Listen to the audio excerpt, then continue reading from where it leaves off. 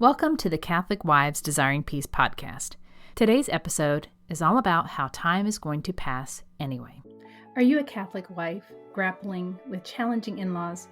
The Catholic Wives Desiring Peace podcast is your sanctuary for navigating the sometimes stormy seas of life with in-laws while being validated for what you've experienced. Join me, your host, Miriam Susan, a Catholic wife who's weathered nearly 3 decades of in-law drama, as we tackle the tough issues you're dealing with head on. Hi, Miriam Susan here. Today we're going to be talking about time. And what do I mean by that? Well, time is going to pass anyway.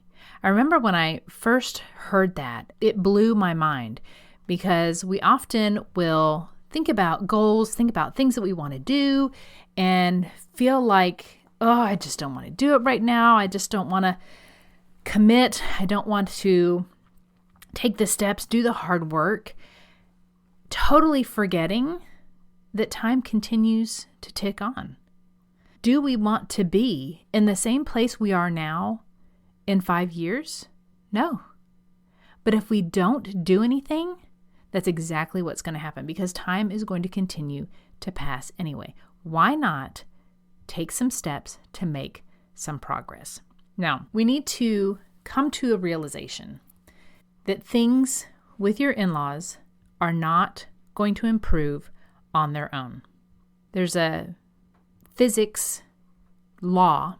I don't remember what the name of it is. It says, an object in motion tends to stay in motion. Things are going the way they are with your in-laws. The object is in motion, and they will continue to stay in motion unless acted upon by an outside force. Guess what? You can be the outside force. When we have issues with our in-laws, I totally and fully understand not wanting to deal with them. I get it because it's hard. It's not easy to speak to another person, let alone a grown adult, who has somewhat of an authority over you, although not directly, but just by virtue of age, there is some authority that is given to people who are older than you. And to confront them about something that you're not happy with is intimidating. I don't know anybody who likes to be confrontational. I joke that I like to be confrontational, but I really don't. And it's because there is a level of planning, a level of anticipation, a level of stress that comes from speaking up, speaking your truth, and saying, I'm not happy with the way things are, and I'd like for them to change. Things with your in-laws will continue how they are unless something acts upon the relationship. Unless your husband stand up and say, you know what? We're not going to spend Christmas with you this year. We're not going to go to your house after Mass this Sunday. The kids are not going to spend the night at your house anymore. It's not right for you to speak to me that way in front of my children. Unless we do something, nothing is going to change. How do I know? Because that's what I did for many, many, many years.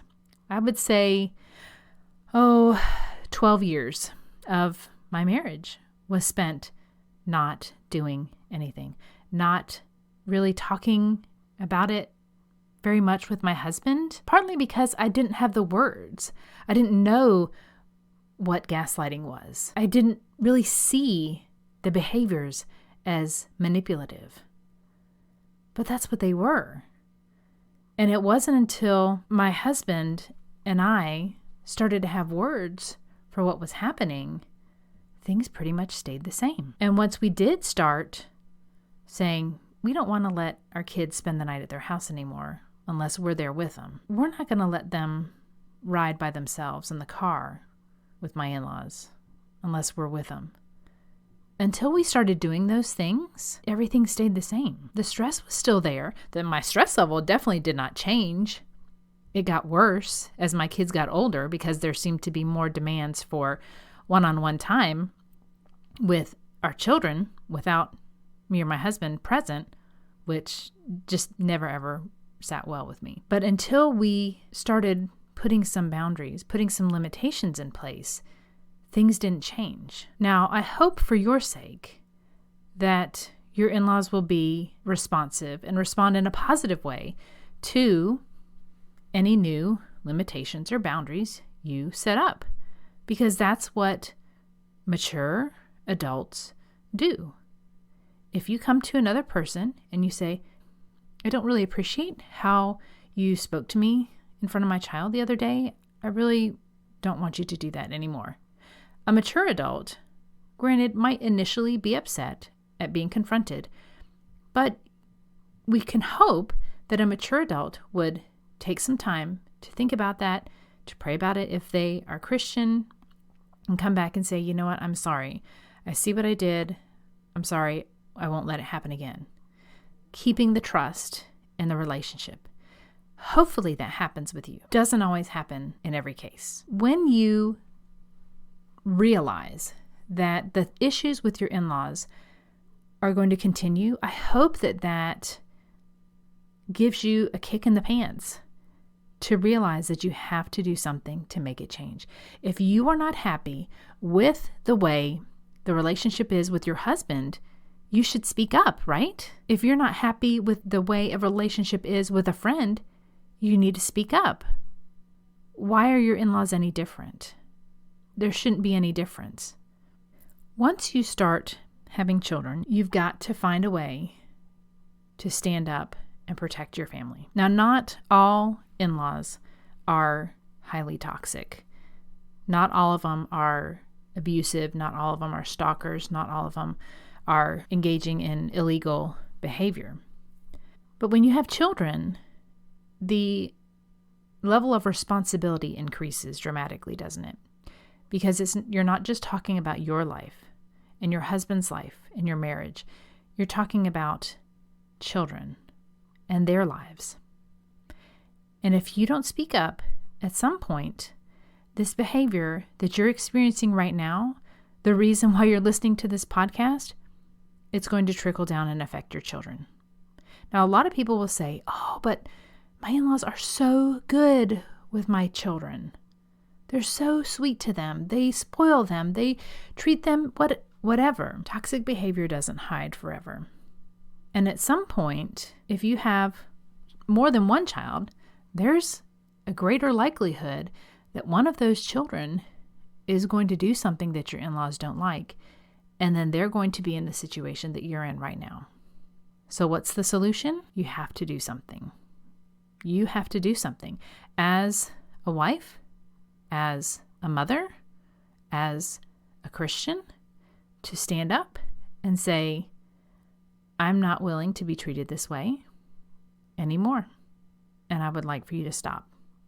No matter what that is, no matter what that treatment is, if it's gossip, if it's belittling you, if it's undermining your authority as a parent in front of your children, no matter what it is, if it's actual physical violence, verbal abuse, spiritual abuse, financial abuse, whatever it is, it's going to continue unless you stop it. Toxic people don't just stop toxic behavior. It's almost like the more we allow it to happen, the stronger they feel, the more empowered they become, because you almost turn into like a doormat for them. The more you allow them to do what you don't find acceptable, the harder it's going to be for you to backtrack. Just like with pets, if you start off allowing your pets, let's say you have a dog and you start him off when he's a puppy and you get him home and he's super cute and you let him sleep on the couch. Guess what?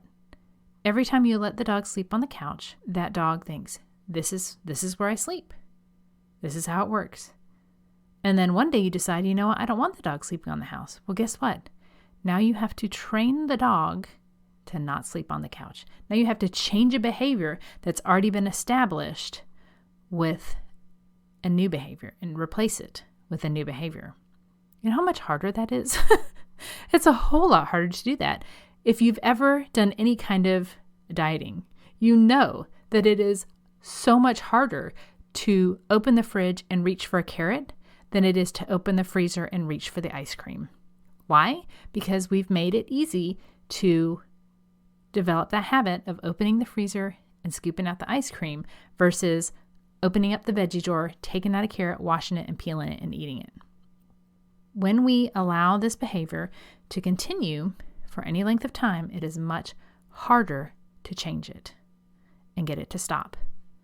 It was much harder for us to take a stand and not allow my children to spend the night at my in-laws after we'd already let it happen over and over and over again, because we had already set a precedent. It was already allowed. Why are we changing it? Why are we changing the status quo? Things are going good now, right? No, we should never have allowed it. Time is going to pass anyway. Do you want your life in 1 year, 5 years, 10 years to be at the same level of stress that you are now, with you still listening to my podcast, still listening to these things, and still dealing with the levels of stress that you are right now? I hope you're saying no. I hope you're shaking your head no. So if that's the case, guess what? You have to make a change. You have to act on that object that's in motion, that wants to stay in motion, those patterns that are already in place, those precedents that have already been set, and decide, I'm not going to continue doing it this way. Things have got to change. Now, whether your husband is on board or not, that makes a huge difference, right? If you and your husband are working as a team, you're seeing things the same way, you work together and you change things for the future, that's a whole lot easier than if you're going it on your own. And I know, because that's how I felt like I was for many years. But praise God, through many prayers, my husband did see the truth. And he had always seen at least a level of truth to what was going on. But like it was for him, this is just how mom is. This is just how dad is. And it's a whole lot harder, like to stop a train that's already moving. Things are not going to improve unless you act upon them. I want this to be a gentle kick in the pants for you to realize that. Keeping the peace doesn't keep your peace. I saw a quote recently that said something about keeping the peace is not about keeping your own peace, but keeping the peace for whoever your abuser is. And maybe that's hard to hear, but toxic people are abusers. They take advantage of your kindness, your gentleness, your love, your desire for peace, and they use it against you. That's abuse. And if they use scripture to attack you, that's spiritual abuse. If they try to use money to control you, that's financial abuse. If they use words to hurt you, that's verbal abuse. If they play mind games, that's psychological abuse. If they hit you physically, obviously, that's physical abuse. Those are all forms of abuse. Not all of them leave bruises. I want to end with something I heard from an audiobook version of The 5 Love Languages by Gary Chapman. My husband and I just recently listened to that again after 27 years of marriage. Definitely would recommend you not wait that long to listen to it. We had read it closer to the time that it was published originally, but it was good to listen to it again. And there was a statement that Gary Chapman made saying that allowing yourself to be manipulated is treason because it's not good for you or for your manipulator. Allowing yourself to be manipulated is treason because it's not good for you or for your manipulator. And the treason is the betrayal of trust. That's what we're talking about here, isn't it? When we have issues with our in-laws, it causes a loss of trust. When someone is controlling, when someone is demeaning, when someone gaslights you, when they manipulate you, you lose trust. And if you allow that behavior to continue, if you allow yourself to be manipulated and gaslit and abused, you're committing treason against yourself. If you don't have the courage to stand up for yourself, to stand up for your marriage, to stand up for your children, and sometimes to even stand up for your husband, I want you to borrow my courage for you. I know you can do it. I know anybody listening can do it. If you don't feel like you have the courage, I am giving you mine. You can borrow mine until you find your own. Your relationship with your in-laws, and in turn, your relationship with your husband and your children, they're not going to improve on their own. You have to act on it. You have to do something to make things better. Now, what that looks like depends on your situation. Maybe it's something very simple and your in-laws accept it and things get better and you move on. And that would be amazing. And maybe they don't. But then at least you know, okay, I'm not committing treason against myself because I'm not allowing myself to be manipulated anymore. I hope this was a gentle kick in the pants for you to realize that you have incredible power to change your future. You absolutely do. God doesn't want you to stay being a doormat daughter-in-law.